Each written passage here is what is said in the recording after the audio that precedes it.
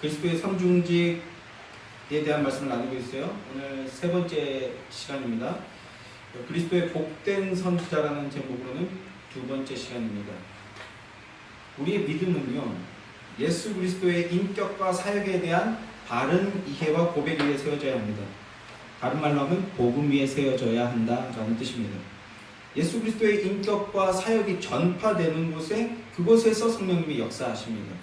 성령님이 역사하심으로써 하나님을 구주로 믿으며 고백하고 사랑한다 고백하게 되고요, 육신의 욕망을 죄로 여기게 되고 그 죄 버리기를 소망하게 되는 성화의 일들이 비로소 나타나게 됩니다. 그러면 우리가 믿어야 할 예수 그리스도의 사역이 무엇인가? 그분의 이름 안에 이미 그 내용과 의미가 이미 다 담겨 있다라는 거예요. 예수라는 육신의 이름, 인간적인 호칭의 뜻도 구원, 구원자라는 뜻으로서 메시아로 오신 분이시다라는 것을 함의하고 있다라고 이미 말씀을 드렸죠. 구약에서 예언되고 예표되었던 인물, 사건, 제도들을 다 성취하여서 완성시키러 오신 분이시다라는 뜻입니다. 그리고 그리스도라는 칭호에서도 예수 그리스도께서 감당하실 사역과 그 의미가 무엇인지 더욱 명확하게 드러나고 있다라는 말씀을 드렸습니다. 그래서 우리가 그리스도의 이름의 뜻을 지금 살피고 있는 건데요. 구약에서 예표로 등장했던 선지자, 제사장, 왕, 이 세 가지 직분의 일들을 한 분이 홀로 다 완전히 감당해 내셨다라는 뜻입니다. 그런데 여기서 우리가 한 가지 주의해야 할 것이 있습니다. 우리는 지금 선지자라는 직분에 대해서 지난주에 이어서 2주에 걸쳐서 따로 떼어서 지금 배우고 있는데요. 그리고 다음 주에는 제사장에 대해서 배우게 될 것이고, 그리고 그 다음에는 왕직에 대해서 그 의미와 성취에 대해서 이제 배우게 될 것인데, 이렇게 직분들을 따로따로 분리해서 그 내용과 의미를 우리가 이렇게 배우고 있습니다만, 그러나 이 직분들이 완전히 따로따로 분리된 것으로 이해해서는 안 된다는 거예요. 삼중이라는 표현 자체가 서로 연결되어 있는 거라는 뉘앙스를 담고 있는 거죠. 왕이자 제사장이시고 제사장이자 선지자인 그런 역동성을 가지고 관계되는 직분이라는 것을 우리가 기억하실 필요가 있다라는 말씀입니다. 예수 그리스도께서 선지자, 왕, 제사장으로서 대속의 의를 다 이루어주셨습니다. 십자가에서 숨을 거두시기 전에 테텔레스타이, 다 이루었다, 이렇게 선언하면서 숨을 거두시지 않습니까? 이 다 이루셨다라는 이 선언을 구속사적 측면으로 본다면 이 땅의 시간과 역사 속으로 들어오신 거예요. 이 땅의 시간과 역사 속으로 하나님이 들어오셔서 그 약속되었던 삼중 직분의 역할을 다 성취해내셨다는 겁니다. 완전한 선지자요, 완전한 왕이요, 완전한 제사장으로서 대속의 의를 다 이루셨다, 다 성취하셨다, 이렇게 선포하신 겁니다. 그러니까 선지자로서 약속된 의도 다 성취되었다는 뜻이고요. 오늘 우리가 이제 그걸 나눈다는 말씀입니다. 그러니까 우리의 믿음은 예수 그리스도께서 다 이루었다 하신 그 안에서, 복음이죠. 이게 복음이에요. 그 복음 안에서 해석돼야 되고 그 해석의 믿음으로 세워져야 된다는 거예요. 이 성경은 내게 대하여 증언하신 것이다 하신 그 주 예수 그리스도 안에서, 주 예수 그리스도 복음 안에서 해석되어지고 그 해석의 믿음을 세워야 된다라는 것입니다. 그렇게 구속사적으로 다 성취하셔서 우리에게 넘겨주셨고, 그리고 천상의 보좌에서 계속적 중보로서 지금 이 순간에도 그 다 이루신 의를 우리에게 전가해주고 계신다는 거예요. 천상의 보좌에서. 그래서 우리가 이 역사 속에서 그리스도가 우리를 위해 성취해서 넘겨주신 그 의와 구속사와 복음에 대해서 계속해서 들어야 되는 것이고, 계속해서 나눠야 되는 것이고, 그 구원 역사가 오늘 내게 또 이렇게 새롭게 이루어질 것을 믿으며 우리가 아멘으로 고백할 때, 믿음 고백할 때 죄의 용서와 의인이라는 칭함을 얻게 된다는 것을 믿고 기억하시는 여러분들이 되시기를 주님의 이름으로 소망합니다.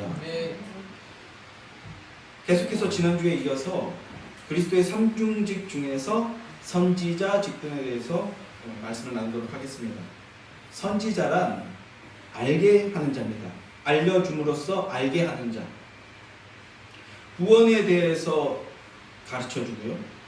그리고 주님의 뜻, 주님의 계획, 주님의 마음을 알게 하는 자가 바로 선지자입니다.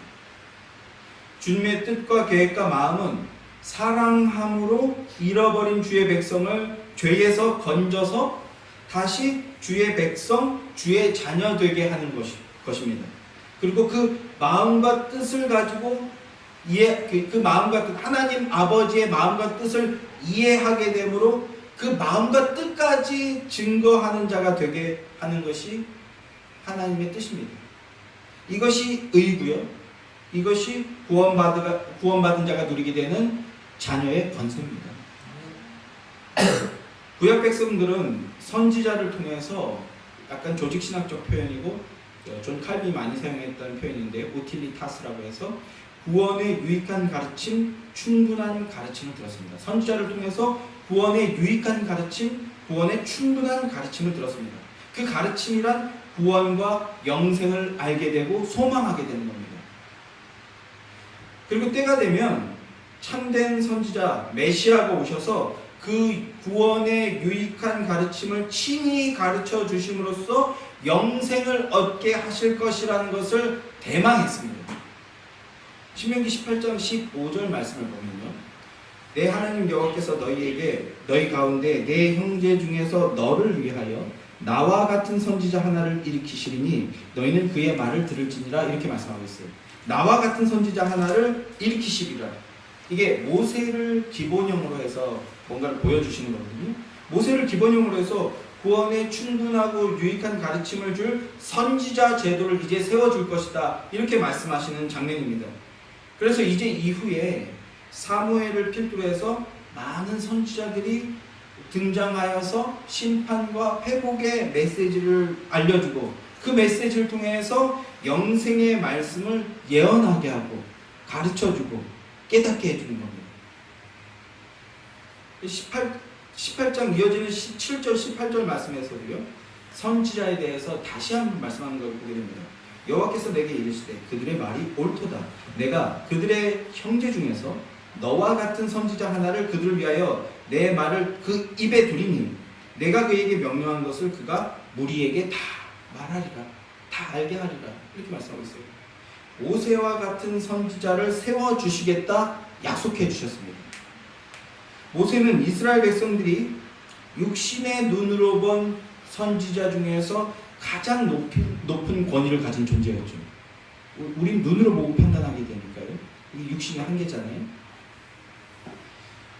이스라엘 백성들이 육신의 눈으로 본 가장 높은 권위를 지닌 선지자요 지도자가 바로 모세였다는 겁니다. 그런데 모세 그 이상의 선지자 지도자를 보내주시겠다, 이렇게 약속하고 있는 겁니다. 예언해주고 있는 겁니다. 이 예언이 1차적으로는요 여호수아일 수 있습니다. 모세의 뒤를 잇는 지도자 여호수아. 그러나 여호수아도요, 모세도 예표적 인물이고 여호수아도 그 그리스도, 메시아 그리스도를 예표하는 예표적 인물일 뿐입니다. 진짜가 아니고 주인공이 아니고 몸이 아니라는 거예요. 궁극적인 선지자, 내가 한 선지자를 세우리라 예언해 주시는, 약속해 주시는 그 궁극적 선지자는 바로 예수 그리스도십니다. 오순절 성령 강림 사건 이후에 교회가 탄생하게 되죠. 이렇게 교회가 탄생하게 되고 사도 베드로가 그 교회 앞에서 교회를 향해 설교를 하게 되는데, 신명기 18장에서 말씀하신 내가 한 선지자를 일으키리라 하신 그 예언에 대해서 말씀하는데, 그 예언이 누구에 의해서 성취되었는가? 예수 그리스도에 의해서 성취되었다, 이걸 증거합니다. 모세 이후에 많은 선지자들이 일어나요. 많은 선지자들이 일어나서 주님의 뜻과 주님의 계획과 그리고 주님의 마음을 알리고 증거했습니다. 그런데 하나님은 선지자 하나를 일으키겠다 말씀하셔요. 선지자 여러 명 세워서 하겠다, 그렇게 하지 않고 선지자 하나를 내가 세우겠다, 이렇게 약속해 주셨어요. 그 한 선지자가 바로 누구였나? 예수 그리스도였다는 겁니다. 그리고 그 예수 그리스도가 2000년 전에 이 땅에 오셨죠? 그 예언이 성취되었다는 겁니다. 구약 전체가 약속하고 예언했던 그 예언이 예수 그리스도로 말미암아 성취되었도다.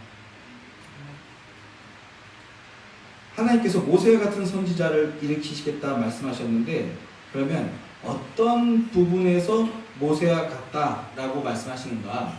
이걸 간단히 한번 살펴보고자 하는데요. 첫째는요, 모세와 예수 그리스도 모두 하나님과 백성 사이를 중보하는 중보자였습니다. 중보자이자 대언자였어요. 그러나 우리가 기억할 것은요, 모세와 예수 그리스도를 동일한 중보자로서 지금 말씀하고 있지만 그 둘이 동급의 존재는 아니라는 거예요. 동급의 존재가 아닙니다. 모세도 중보자 진정한 중보자죠. 진정한 중보자이자 선지자이신 예수 그리스도를 예표하는 존재였을 뿐입니다. 그 예수 그리스도를 중보자로 받지 않고 모세만 붙들고 있는 자들을 우리가 뭐라고 부릅니까? 유대교라고 부르는 겁니다. 히브리서 3장 5절 6절 말씀을 보면 이렇게 말씀해요. 또한 모세는 장래에 말할 것을 증언하기 위하여 하나님의 온 집에서 종으로 신실하였고, 그리스도는 하나님의 집을 맡은 아들로서 그와 같이 하셨으니 우리가 소망의 확신과 자랑을 끝까지 굳게 잡고 있으면 우리는 그의 집이라 이렇게 말씀합니다. 모세가 중보자의 역할을 했는데 그는 그 하나님 나라 천국의 집사였을 뿐이라는 겁니다. 요즘같이 약간 그 계급론적 사상이 퍼진 시대에서는 기껏 그래 하나님이 일꾼으로 쓰셨는데 하나님은 종이고 그래 결국은 아들이 다 해먹냐? 이렇게 보시면 안 되는 거예요. 만약에 우리가 계약을 맺는데 혹은 어떤 용무를 해결해야 되는데 누구하고 그 용무를 해결할 겁니까? 그 집의 집사하고 해결할 겁니까? 아니면 그 집의 주인하고 해결할 겁니까? 가능하다면 주인을 만나야 되는 거죠. 아들을 보내주셨다는 건 내가 진짜 계약과 그 성취는 내가 직접 해줄 거야, 이런 의미라는 거예요. 그러니까 사람은 그래 끝까지 종이냐? 이런 계급론으로 이해하시면 안 된다는 거예요. 오늘날 이런 의식이 너무나 팽배한데 오직 예수 그리스도를 믿는 자들만 그런 걸 초월하게 됩니다. 모세는 중보자요, 장래의 일을 말하는 선지자였지만 그러나 하나님의 집에서 신실한 종으로서 충성하는 자였고, 그리스도는 아들이셨다는 거예요. 아들로서 충성하셨다 말씀하고 있는 겁니다. 뭘 얘기하려고 하는 거예요? 본질적으로 다른 차원의 존재였다라는 거예요. 디모데 전서 2장 5절에서도 중보자에 대해서 말씀하는데 아주 명확하게 말씀해 줍니다. 제가 읽어드릴게요. 하나님은 한 분이시오, 또 하나님과 사람 사이의 중보자도 한 분이시니 곧 사람이신 그리스도 예수라, 이렇게 얘기합니다. 진정한 중보자는 오직 예수 그리스도 한 분뿐이십니다. 우리 그 예수 그리스도를 믿고 붙들어야 되는 거죠. 모세와 예수 그리스도의 공통점 두 번째는요, 출애굽을 인도하는 지도자였다는 겁니다. 모세는 우리가 이미 잘 알고 있듯이 이스라엘 백성들의 육적 출애굽을 인도하는 지도자였습니다. 그러나 이건 역시 뭐예요? 진정한 출애굽, 영적 출애굽이 있을 것이다라는 걸 보여주는 예표적 사건이었어요. 그게 본판이 아닙니다. 그걸 통해서 우리의 영원히 출애굽하여서 영원한 하나님 나라에 가게 된다라는 걸 미리 보여주는 사건이었다고요.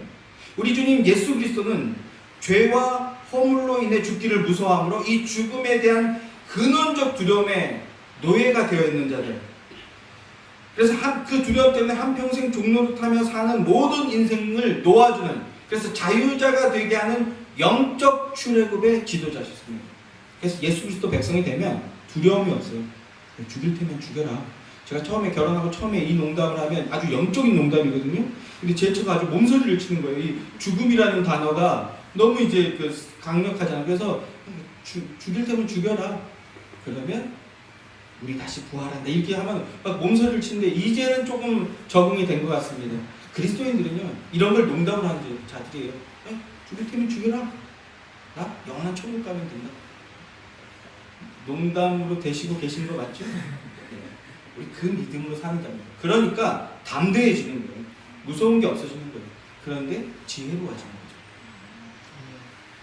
자, 영적 출애굽을 이끄는 그 두려움을 뛰어넘어서 자유자로 만드는 영적 출애굽의 지도자셨다라는 겁니다. 우리 주님 예수 그리스도가 구약 전체가 예언하고 모형했던 바로 그 선지자이십니다.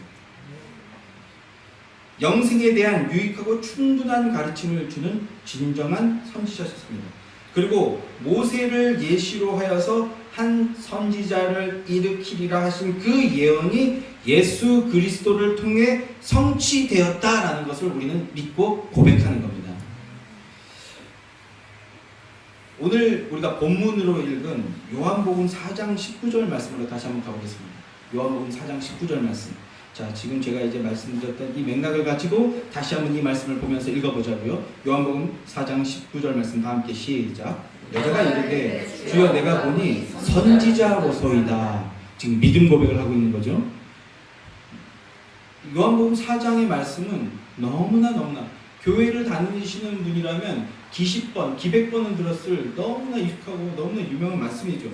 수가성 우물가에서 만난 한 여인이 예수님을 보고 변화되게 되는 사건을 말씀하는 그런 내용이잖아요.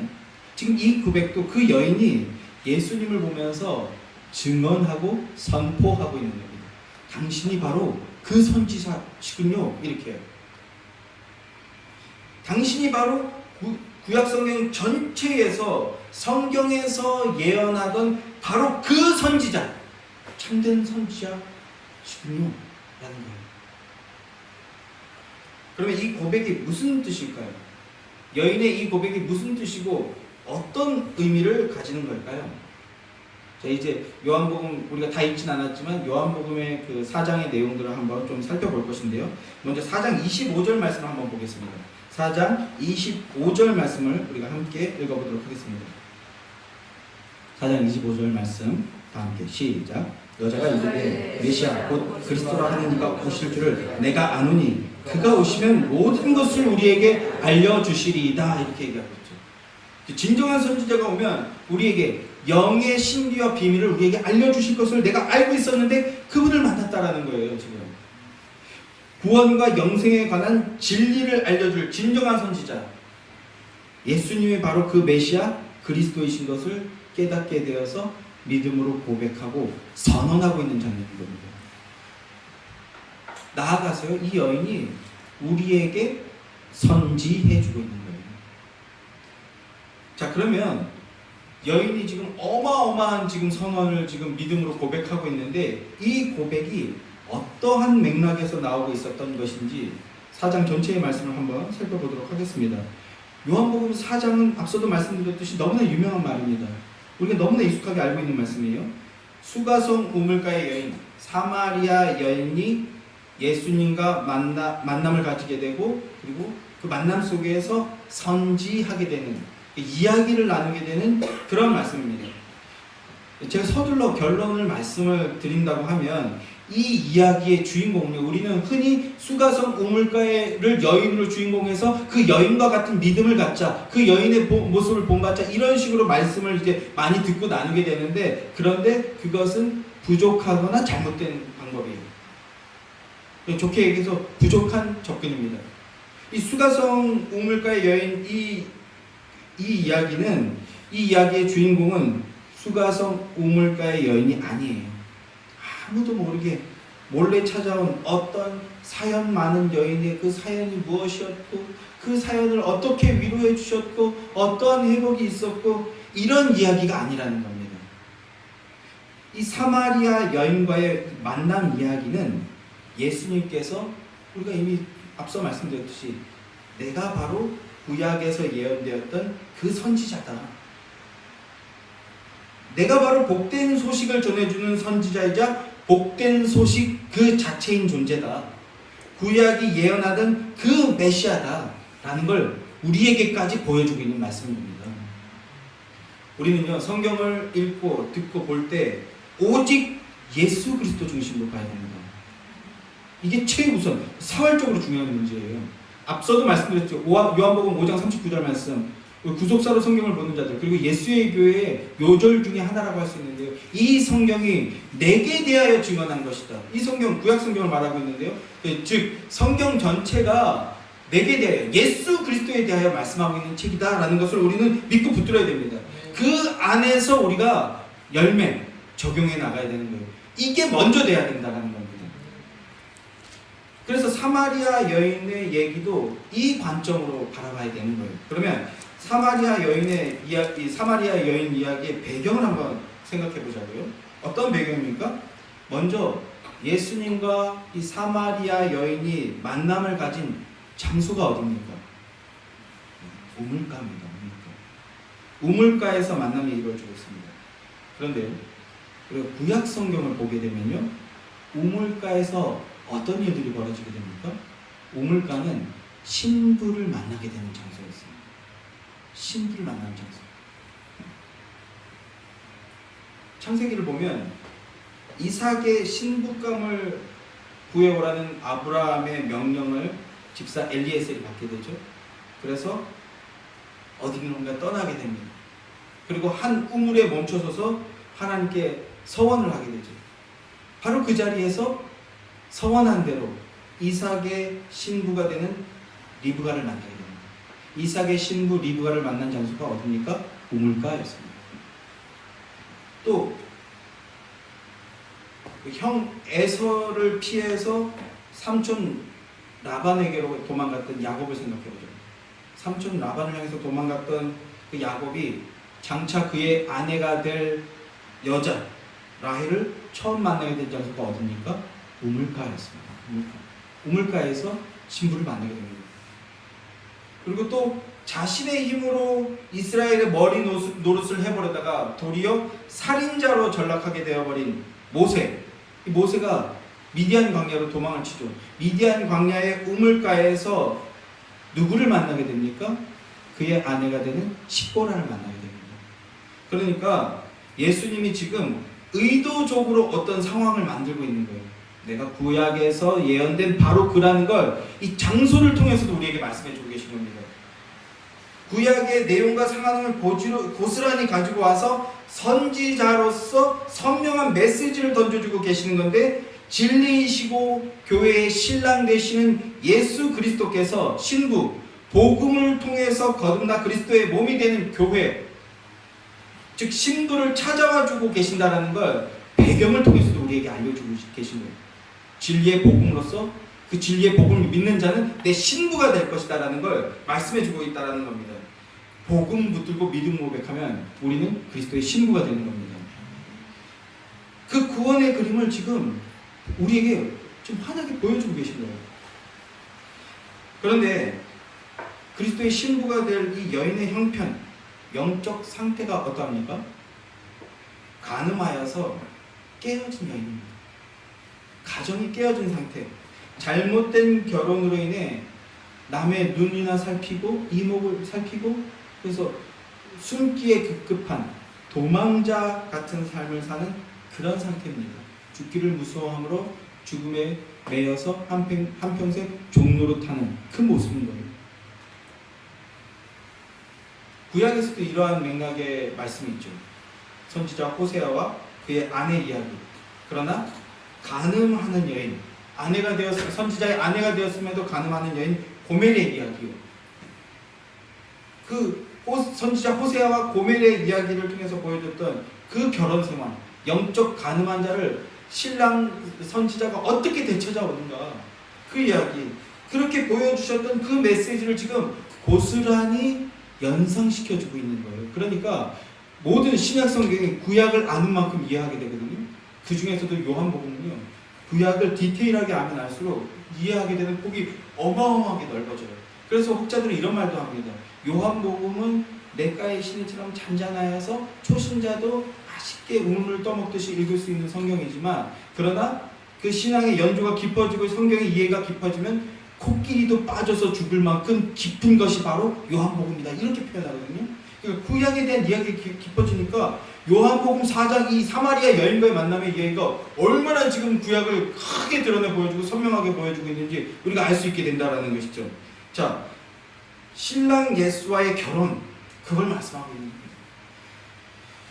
그분의 대속의 십자가를 통해서 구원을 얻어서 새 생명을 얻게 되었음에도 세상의 기쁨과 만족을 쫓아가는 삶을 사는 그런 영적 가늠하는 교회를 향해서 지금 말씀해 주고 계신 거예요. 진정한 메시지, 진정한 선지자를 통해 주는 복음을 들어야 산다라는 메시지를 우리에게 던져주고 있는 겁니다. 그 여인을 향해서 예수님께서 이렇게 말씀하십니다. 4장 17절 18절 말씀인데요, 제가 읽어드릴게요. 여자가 대답하여 이르되 나는 남편이 없나이다. 이렇게 말씀하고 있어요. 나는 남편이 없나이다.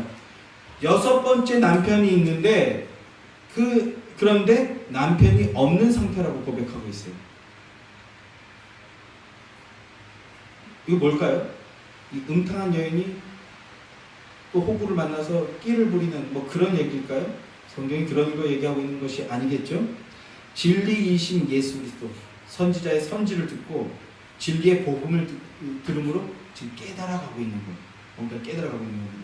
그럼으로써 자신은 진리와 복음을 안다라고 생각했는데, 그런데 그 진리와 생명의 복음을 알지 못하는 존재였구나라는 걸 지금 깨달아가고 있다라는 거예요. 그 말은 나는 아니라는 거예요. 자기는 그리스도의 백성이 아니다라는 걸 깨달았던 뜻이랍니다.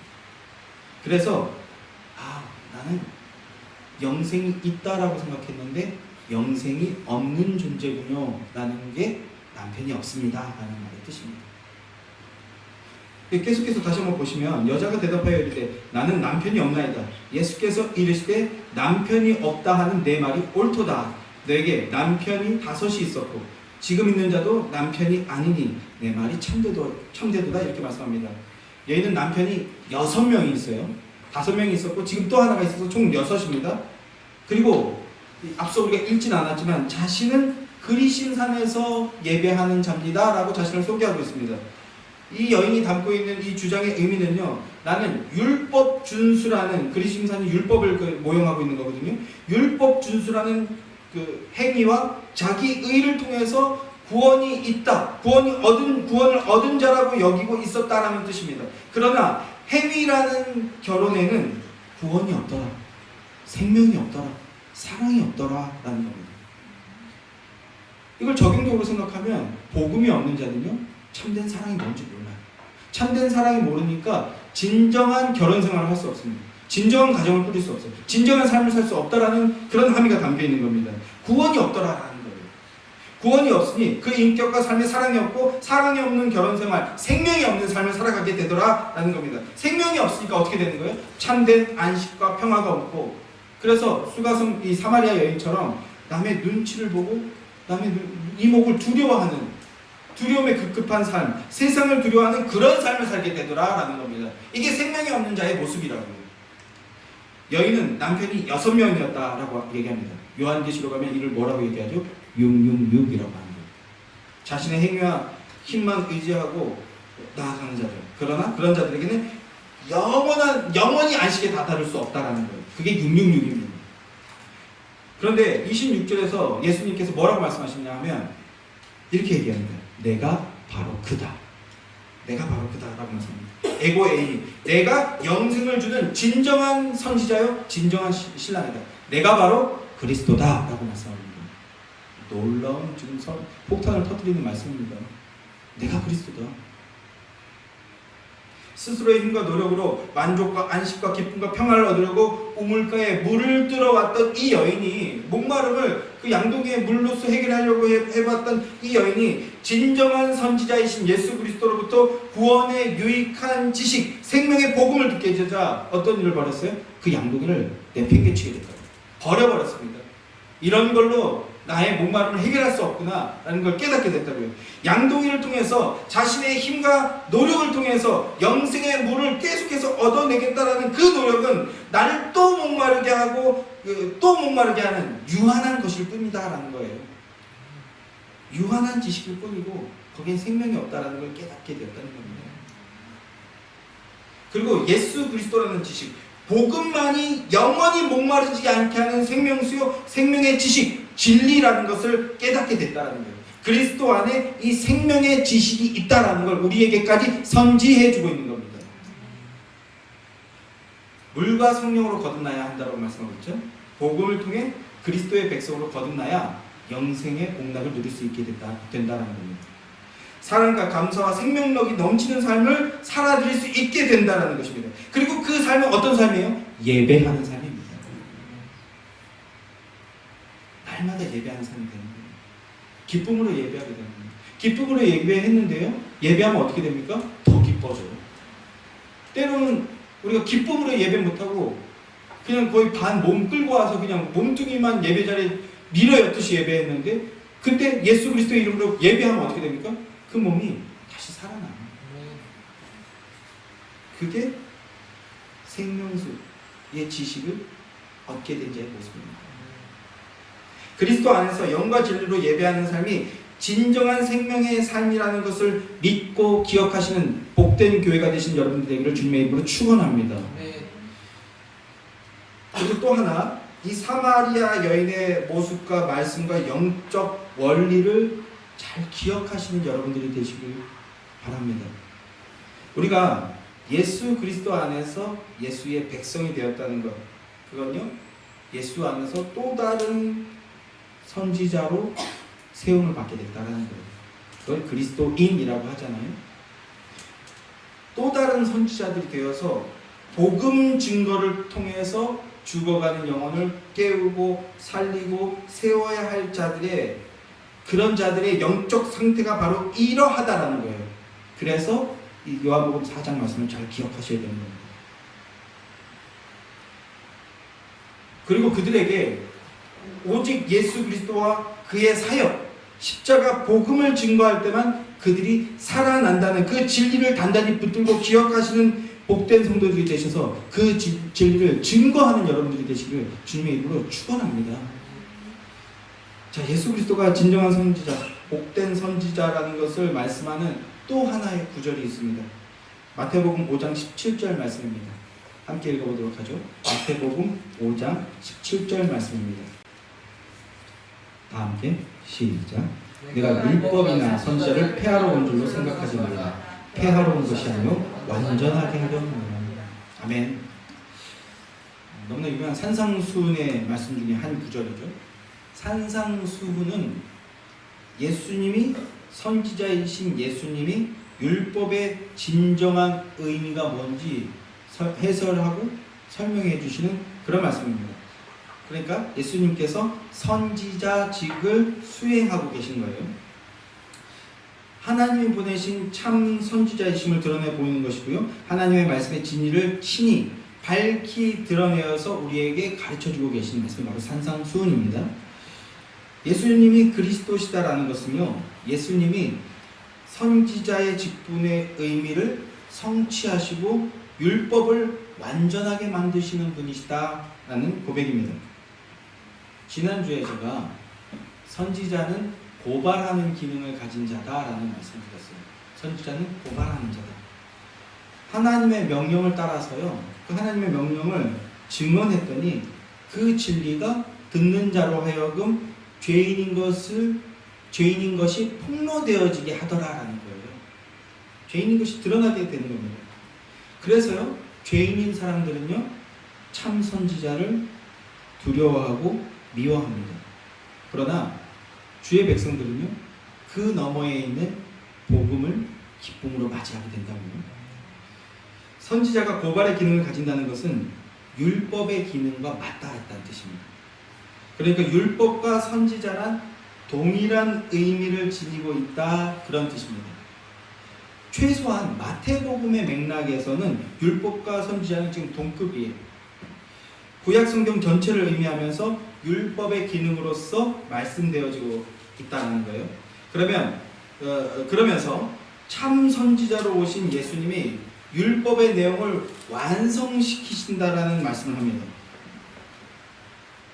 그럼 율법과 선지자가 지금 동일한 내용을 말씀하고 있는 거라는 뜻인데, 율법의 기능과 가치가 무엇이고 예수님께서 다 지키셨다, 그래서 완성시켜 주신다는 말씀의 진리가 무엇일까요? 먼저 율법은요, 시내산에서 주어졌죠. 시내산, 이스라엘 백성들이 시내산에서 언약으로서 얻게 된 것이 주님의 율법입니다. 이 율법을 흔히 다른 말로 십계명이라고도 말하는데요, 십계명이 대표적인 율법이기 때문에 그렇습니다. 그러나 십계명이 대표적인 율법이기는 합니다만 상징성을 가지는 것이고 상징성을 가지는 것이지 십계명만 율법은 아니라는 거예요. 율법 안에는 우리가 율법을 십계명으로 부르지만 율법 안에는 십계명만 있는 것이 아니고 율례와 규례들까지 다 율법 안에 들어가 있는 겁니다. 오늘 이 말씀을 이제 우리 처음 나누게 되니까 너무 디테일하게 가면 좀 드러내기 힘들으실 수 있어서 제가 아주 간략하게 말씀을 드려볼게요. 이미 들었던 말씀도 포함되어 있는, 들어보신 분들도 계시는데 여기에 자, 출애굽기 20장을 보면 어떤 일이 벌어집니까? 앞서 말씀드린 대로 하나님께서 이스라엘 백성들에게 십계명을 주십니다.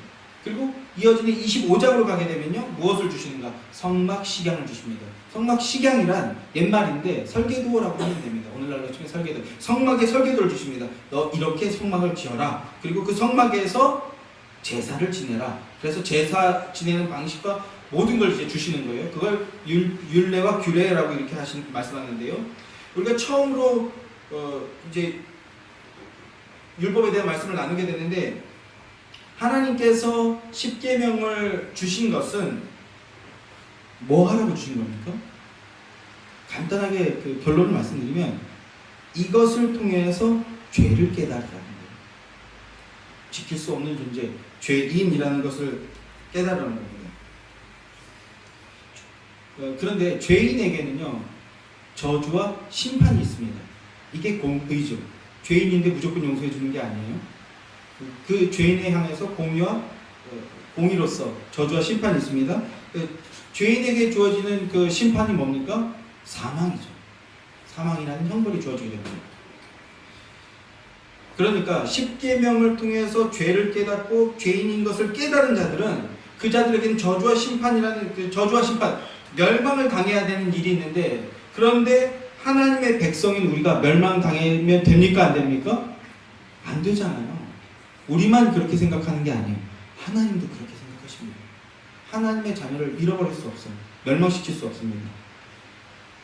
이게 피로써 맺은 언약 때문에 그런 거예요. 구약의 멸망에서는. 피 때문에 멸망당할 수가 없습니다. 그래서 무엇을 주시는 겁니까? 그래서 성막식양을 주시는 겁니다. 제사 제도와 성막을 주십니다. 너희가 죄인인 것을 깨달았다면 이제 번제를 드려라. 번제를 드리는 것을 통해서 그 죄의 용서함을 누려라. 이게 바로 십계명과 성막식양을 주신 의미입니다. 이것이 하나님이 마련해 주신 은혜의 장치고요, 하나님이 보여주시는 사랑의 구원의 법칙입니다. 자, 율법을 주신 것은 인간은 이 율법을 지킬 수 없음을 깨닫고 그리고 죄를 깨달으라는 것인데, 그래서 그 죄를 깨닫고 번제단 앞으로 나와서 번제를 통해서 그 대속제물의 피를 통해서 용서함을 얻게 되는 그 은혜를 누리라는 것인데, 이게 율법의 기능인데요. 그런데 그 율법의 기능과 율법을 주신 하나님의 진의, 하나님의 마음은 알지 못한 채 하나님의 이 말씀을 그냥 문자적으로만 받아들이는 자들이 있다는 거예요. 그게 바로 죄인이죠. 마음은 알지 못하고 진의는 알지 못하고 그냥 문자적으로만 받아들이는 거죠. 그래서 하나님의 법을, 하나님 나라의 법을 완벽하게 내가 지켜내겠다. 하나님 나라의 법을 내가 완벽하게 지켜내는 것을 통해서 하나님 백성이라는 그 자격을 얻어내고, 그리고 하나님 백성이란 이런 거야라는 걸 증명해 보이겠다라는 사람들이 나타나게 됩니다. 이게 죄의 본성이고요, 죄인의 본성인데요. 다른 말로 이걸 율법주의라고 합니다. 율법주의. 율법 조문을 그 진을 알지 못하고 그 마음과 의미를 이해하지 못하고 그냥 눈앞에 있는 그 내용 하나하나를 완벽히 지키는 것을 통해서 자격을 내가 얻어내고 내가 하나님 백성이라는 것, 내가 이 정도라는 걸 증명해 보이겠다. 그래서 예수님 당시에 율법주의자의 대표로서 등장하는 게 누굽니까? 바로 서기관과 바리새인들입니다. 율법 지킴을 통해서 의를 획득하고 의인이라는 것을 증명해내겠다. 이게 바리새인인데요. 복음서에 등장하는 바리새인은 단순히 예수님 당시에 있었던 어떤 종교 분파만을 나타내고 끝내는 것이 아니라 인간의 죄성의 실체와 그 죄성으로 인해서 나타나게 되는 인간의 초과를 상징하는 그런 인물군으로 등장하는 겁니다. 그러니까 쉽게 얘기해서 바리새인만 그런 게 아니라는 거예요. 우리 안에 그 바리새인의 습성이 있다라는 걸 깨달으라는 겁니다. 우리도 예수 만나기 전에는 바리새인이었다라는 거예요. 거듭나지 않은 인간의 본성이 바로 이런 것이다. 요한복음에서 아까 우리가 읽었던 사마리아 여인도 동일한 캐릭터인 겁니다. 스스로의 힘과 노력을 통해서 구원을 쟁취해내고 의인이라는 것을 증명해 보이겠다라는 그런 존재들이요. 율법 준수와 선하고 정의로운 행실을 통해서, 착한 행실을 통해서 의인을 증명해내기 위해서 그들이 한 행동이 그러면 뭔가? 바로 율법을 자신들의 해석에 따라서 잘게 쪼개버리는 거예요. 잘게 쪼개버리는 거예요. 법의 해석의 기준이 스스로가 해석의 기준이 되어버리는 거예요. 이게 뭐예요? 이게 반역이고 이게 죄거든요. 근데 그들은 그게 죄라는 걸 모르고 자기 마음대로 변개시켜버리는 거죠. 자기들이 법의 해석의 기준이 되어버리는 겁니다. 하나님께 맞추는 게 아니라 사람에게 맞추게 되는 거예요. 그리고 하나님을 그리로 사람 쪽으로 끌고 오게 되는 겁니다. 그래서 지키기 어렵잖아요. 어떻게 보면 되게 쉬운데, 그런데 어떻게 보면 어려워요. 그거 어떻게 봐야 됩니까? 예수님께서 어떻게 봐야 되는지 설명해 주잖아요. 마음으로 가능한 것도 가능해요. 마음에서 저거 진짜 한 대 때려볼까? 한번 죽일까? 제가 예전에 부교육자 시절에 철야 예배 끝나고 이제 집에 가는데 신호를 잘못 봤어요. 그래서 좌회전 해야 되는데 좌회전 자리에 서 있었는데 차가 없었어요. 좌회전 자리에 서 있는데 뒤에 있는 차가 저 때문에 못 가고 있는 거예요. 제가 깜빡 무슨 딴 생각했는지 아니면 은혜 받아서 하나님을 묵상하고 있었는데 신호를 보고 멈춰 있으니까 뒤에 있던 차가 빵빵거리면서 지나가는 거예요. 지나가면 되는데 그 창문을 싹 열더니 제가 살면서 그런 욕을 그 짧은 순간에 이런 샤발레부터 시작해서 저 진짜 그렇게 적나라한 욕을 별로 들어본 적이 없어요. 제가 특히 목회를 시작하면서는 존중해 주잖아요. 속으로는 욕했지 모르겠지만 그래서 살면서 그런 욕을 그때만큼 강렬하게 들어본 적이 없어요. 그래서 제가 철야 예배 때 은혜가 막 충만했는데 그 욕을 하는 걸 듣고 그 차가 앞에 사라지는데 제 상상 속에서 지금 그 차를 쫓아가는 거예요. 우회전하더라고. 하이마트 그쪽이었어요. 우회전하더라고요. 그래서 제 머릿속에 그 차를 뒤를 쫓아가서 마치 영화 공공의 적에서처럼 벽돌을 드는 것까지 제가 상상을 했어요. 뭐 한 겁니까?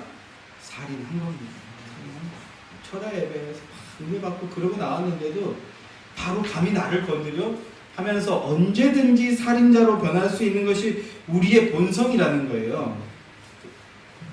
그러니까 하나님께서, 예수님께서 율법 지킴이란 마음으로 범죄한 것까지 다 죄거든. 하나님과 연결된 자, 사랑의 아들이 되고 부모라고 고백하는 자는 나쁜 말 한 번 한 것도 막 마음이 아픈 거예요, 서로. 그런데 관계가 안 맺어지니까 이걸 형식적으로 지켜내겠다라고 하는 거예요. 얼마나 인간적인 표현으로 철딱서니가 없습니까? 이게 영적으로 죽어있는 상태거든요. 안 될 것 같으니까 뭐 했어요? 짜잘하게 쪼개버리는 거예요. 쪼개서 요거는 요렇게 하면 지킨 거고 요거는 요렇게 하면 지킨 거다. 주일날 안식하라고 했는데 그 안식하라는 건 일하지 말라고 하셨으니까 일하는 거. 몇 걸음 이상 가면 일하는 거고, 그리고 침을 뱉었는데 가장 대표적인 침을 너무 멀리 뱉으면 그것도 몸에서 에너지가 동원된 거니까 이것도 일하는 걸로 간주해서 주일날은 침도 요만큼만 몇 걸음 앞까지만 침을 뱉는다. 몇 걸음 이상 가면 그건 일한 거니까 그렇게 하지 않겠다. 예수님께서 바리새인들 향해서 이 독사의 자식들이라고 그들의 죄성을 폭로하셨어요. 그래서 이 바리새인들이 속된 말로 뚜껑이 열렸어요. 그래서 죽이려고 예수님께 달려듭니다. 이 바리새인들이. 그런데 예수님이 유유히 지나가신대요. 복음서를 보면. 왜 그랬을까요? 예수님이 30보 이상의 거리에 있었어요. 그러니까 30보 이상까지 그에게 다가가면 그를 죽이려고 마음을 먹었지만 일한 게 되니까 가다가 멈춰버리는 거예요. 아주 역설적으로 아주 유유히 너희들의 그 안식과 율법 준수가 얼마나 위선적이고 가증한 것인지를 예수님이 폭로해서 보여주시는 거죠. 자, 다시 돌아와서 본능적으로 지킬 수 없다는 걸 아니까 자기들 기준으로 자잘하게 쪼개버리는 겁니다. 그래서 613가지가 나오게 된 거예요. 유대교 전통. 이게 바로 하나님께 대한 반역이고요. 거짓된 믿음입니다. 그래놓고 우리는 율법을 잘 준수했어. 우리는 의인이야. 이렇게 어리석은 너스레를 떨고 있는 거죠. 그런데요, 이 율법 준수, 유대교의 이 율법주의의 망령이 오늘날 개신교, 특별히 장로교 안에서 고스란히 되살아나고 있는 것들을 보게 됩니다. 제가 일전에 이미 몇 번 이렇게 간간히 언급했던 내용인데요. 뭡니까? 능동순종, 수동순종이라는 교리입니다. 여기 처음 들으시는 분들도 계실 텐데 이게 지금 우리 복음 중심의 신앙을 가진 참된 믿음의 백성들에게 아주 최첨단 영적 전쟁이 벌어지고 있는 그런 내용인데요. 앞으로 이제 차차 이제 점점 더 깊게 자세하게 설명해야 됩니다. 자, 개혁주의 교리 중에 능동순종, 수동순종이라는 교리가 있어요. 이게 뭐냐면 간단하게 말씀을 드려서 예수님의 십자가는 죄 용서의 십자가입니다. 이게 무슨 말이냐면 십자가의 죽으심은 인간의 죄만 용서해 주는 겁니다. 이거 뭔가 이상한데? 라고 계속 감이 오시나요? 십자가를 믿는 믿음은 죄의 용서는 얻었어요. 그러나 의인은 되지 못했다는 거예요. 십자가만 믿는 믿음만 가지고는 의인이 될 수 없다는 겁니다. 의인이 뭡니까? 하나님 나라 백성의 자격이에요. 그게 의고요. 이 의가 있어야 천국에 들어갈 수 있는 겁니다. 천국 입성의 자격이 바로 의입니다. 예수의 의. 그런데 그 의는 얻지 못했다라는 겁니다. 의인이 될 수 있는 것은 율법을 행해야 된다는 거예요. 율법을 행해야 됩니다. 근데 우리가 율법을 지킬 능력이 없잖아요. 그래서 성도에게 이 자격과 능력을 주시기 위해서 예수님이 어떻게 하셨는가? 33년 동안 이 땅에서 사시면서 율법의 모든 항목들을 하나하나 자세하게 다 지켜내셔서 그걸 우리에게 넘겨주고 계신다는 거예요. 그럼으로써 그 율법 준수의 의를 입을 수 있는 그 믿음이 있으면 우리가 율법 행함을 통해서 그 의를 우리가 누리게 된다라는 게 능동순종, 수동순종이라는 교리입니다. 제가 핵심만 아주 압축해서 지금 말씀을 드리는 건데요. 그러면서요, 이 교리를 부정하는 자들은 이게 장로교 교회의 표준 문서인 표준 문서이자 전통인 웨스트민스터 신앙 고백에 의해서 생성된 교리이거든요. 그렇기 때문에 너희는 이 장로교 전통을 지금 저버리는 거고 능동순종, 수동순종을 거부하면 넌 장로교 목사가 아니다. 그리고 율법 준수의 의를 이걸 부정하면 넌 신자가 아니다. 이렇게 주장하는 게 바로 능동순종, 수동순종 교리의 핵심 사안입니다. 여러분 어떠세요? 바리새인들의 망령이 떠오르지 않습니까? 자기들이 정해놓은 그 율법을 준수하는 그 예수님을 보고 죽여버리려고 했던 그 거짓 믿음은요 어떻게 드러나냐면 죽이는 것으로 나타납니다. 우리의 믿음이 우리 영적인 상태가 온전하지 못한다는 건요 어떻게 드러나냐면 누군가의 마음으로부터 죽이는 모습이에요. 그런데 우리가 영적으로 온전한 주 그리스도와의 믿음 안에서 참된 풍성한 그 생명의 영생의 은혜를 누리고 있는 자는요 죽일 자도 사랑한다 말하거든요. 그래서 원수도 사랑하는 일이 기독교 안에 나타나게 되는 겁니다.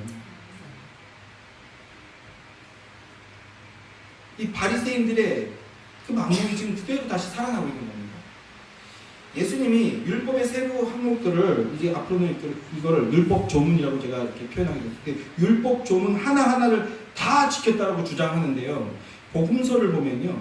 예수님이 그 안식일을 대놓고 어기시는 말씀이 사건이 계속해서 등장하는 걸 보게 되잖아요. 율법의 핵심인데 예수님이 그 율법의 핵심인 안식일 규정을 어기셨어요. 예수님이 그러면 율법 세목 하나하나를 다 지켰다는 그 말이 앞뒤가 안 맞게 되는 거죠. 또 율법 중에는요 이런 율법도 있습니다. 월경한 여인이 준수해야 되는 것, 정결 예식 같은 게 있습니다. 정결 예식, 율법한 여인들을 깨끗하게 씻어야 된다. 그러면 우리 예수님이 월경을 뭐 어떻게 하셨다라는 얘기입니까? 그렇죠. 예수님이 뭔가 앞뒤가 아구가 안 맞는 부분이 생겨나게 된다라는 거예요. 예수님이 율법과 선지자를 완전케 하셨다라는 것은 율법의 조문들 하나하나를 다 지켜서 우리에게 넘겨주셨기 때문에 우리도 이제 지키면 의인이 된다 이런 것이 아니라 예수님이 율법을 성취하셨다 완전케 하셨다는 것은 예수님이 지신 십자가와 대속의 죽음이 율법의 요구를 완성하는 것이었다라는 뜻입니다. 이게 능동순종, 수동순종자들에 대한 해답입니다.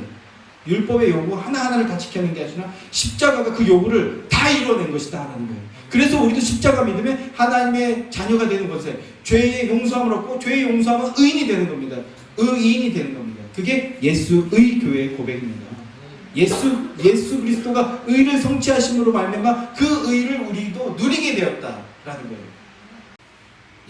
예수님의 십자가 대속을 믿으면 죄가 씻겨지고요. 우리도 의인이라는 칭함을 받게 됩니다. 이 믿음을 견고하게 세우시는 여러분들 되기를 주님의 이름으로 축원합니다. 자, 예수님이 율법과 선지자를 완전케 하셨다는 것은 예수님이 참 선지자셨다라는 것과 함께 그 선지자의 요구를 완전히 성취해내셨다라는 뜻입니다. 십자가 사건이 바로 그 성취입니다. 그리고 십자가 사건은 새 언약의 시대를 열게 되었죠. 새 언약 시대 가운데 우리가 살게 있게 된 겁니다. 예수 그리스도의 십자가 대속을 믿는다고 고백하는 것은 새 언약이 우리 마음 안으로 들어와서 영혼의 근본이 바뀌어버리는 사건인 거예요. 그게 새 언약이잖아요. 생명의 지식을 듣고 깨달을 수 있게 되는 마음을 주신 겁니다. 새 언약이 없는 자는요, 복음을 들어도 깨닫지 못하는 거예요. 신학을 막 딱딱딱 신학 박사인데 복음, 이 간단한 복음을 이해하지 못해요. 새 언약 백성이 아니기 때문에 그렇습니다. 그렇기 때문에 두렵고 떨림으로 내 안에 새 영을 부어주십시오라고 기도해야 되는 거예요. 근데 그 기도도요, 새 언약 백성만 할 수 있다는 거예요. 참된 선지자의 그 지식을 깨닫게 되었기 때문에. 자, 그리스도의 복음을 듣는 것을 기쁨으로 여기고 영혼의 양식으로 여기게 된다는 겁니다. 새 언약 백성입니다.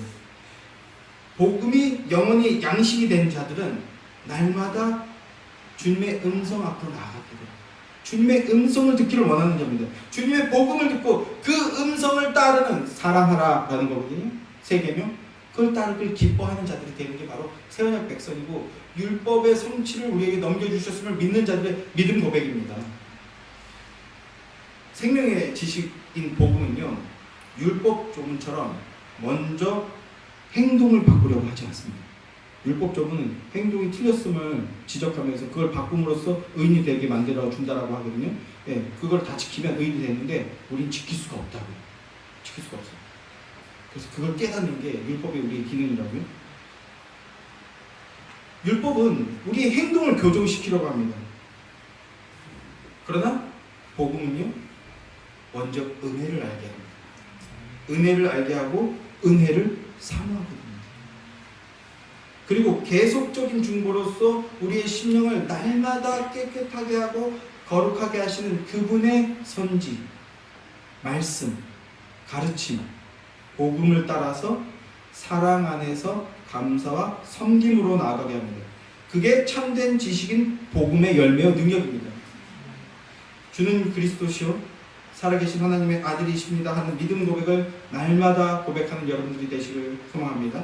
그 믿음 고백이 우리에게 생명의 지혜를 깨달아 행하게 하는 비결입니다. 그리스도 안에서 생명의 지혜가 날마다 넘쳐서, 내가 날마다 넘쳐서 사랑과 감사의 고백이 넘치는 삶을 사시는 그게 능력이거든요. 능력의 삶을 사시는 여러분들이 되시기를 주님의 이름으로 축원합니다. 기도하겠습니다.